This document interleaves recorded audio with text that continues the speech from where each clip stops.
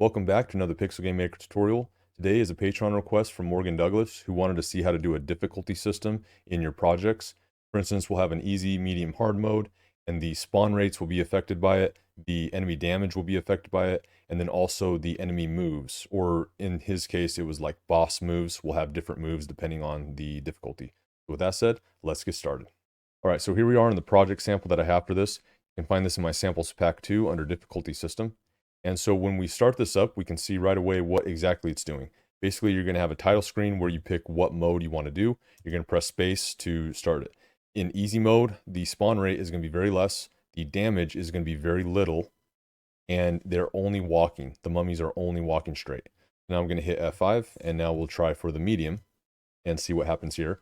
So we can see that there was a little differentiating with this. The damage is more, and the spawn rate is increased. So we can see that is going on. And then let's go to hard mode. And you can see that now they're jumping even faster. There's a higher spawn rate even, and the damage is just insane. So let's just take a look at exactly how to do this. It's fairly simple and straightforward. So we want to start in the resources under variables here. And we just want to make a simple common variable called game difficulty. 0 is easy. That means nothing selected. Medium and hard. The next thing that we want to do is in your title screen here, you can see I have a title input object. We're going to go edit this one and see exactly what's going on here. And you can see that we just have simply the show text of easy. I'm using text tags to highlight them. And then you can see that in this one, I highlight the medium instead. That's just a simple way to make a really quick title screen. And then if you press space on these ones, it's going to, for easy, it's just going to end scene because it's already set to 0.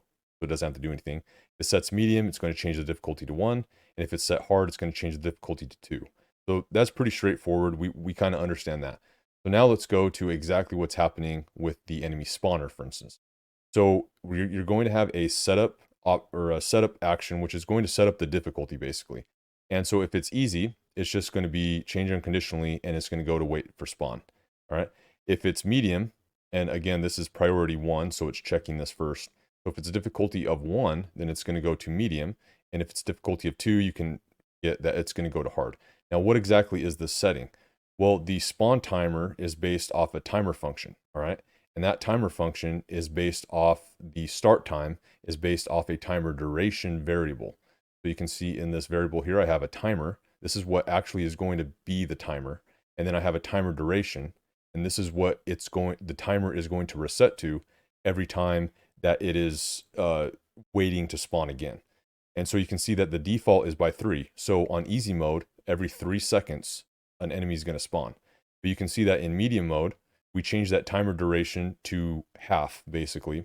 And then you can see in hard mode, we change it even less. Now, you can make an equation out of this. You can make it like times, 1.2, and that would give you 20% increase, stuff like that. I didn't want to get into that because this is just a very simple way of doing it. Now, once the duration is set, then you just go to the basic logic, which is you start the counter based off that new time, based off the correct time, I should say.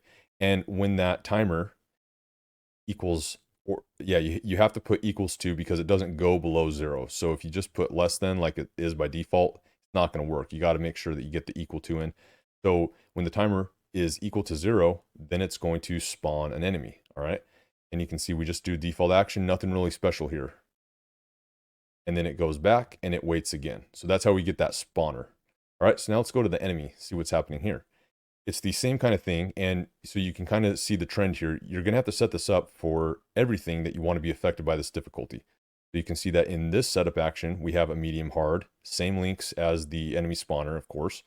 And what we're doing here, though, is we're changing the attack in these ones. So when you do change the attack, you need to change the max attack and the min attack.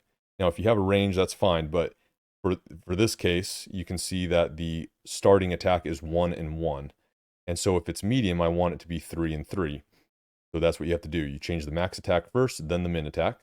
And then on hard, the max attack is 5, and then the min attack is 5. So those are changing the damage, basically, from a difficulty setting. So now we got the different actions, all right? And so this is kind of simple, really. So this is moving towards the player. And then it's just a simple check. If your game difficulty is 1, then it's going to do a medium jump. If your game difficulty is, as you can imagine, 2, then you're going to do a more hardcore jump where I have the move speed and all this stuff set. If you're on easy, it's not going to do any of those things. So I know this was simple, but I hope that this shows how to just set up a quick, easy difficulty system for your game. It doesn't have to be anything hard. The only thing it really requires is it requires a way to input what the difficulty is, and then it requires a way to check it. And so with most of your objects that are going to be affected by difficulty, you're going to want a setup action, and then you're going to dictate what happens at the very start. Now, the only caveat here is if you're using basic settings, maintain state at end of scene. Now, in this case, if you are, then you're going to want to watch my video on stage reset. Right here, I have a stage reset system. You're going to want to look into that on how to reset, because you're going to be resetting these every scene if you want it, and you're going to have these in maybe a different spot. But that's really all it's going to be. It's going to be a different spot, or you're going to have 2 spots. So I hope this video was helpful. Any questions, comments below, Steam Forums Discord will get you figured out. With that said, I'll see you at the next video.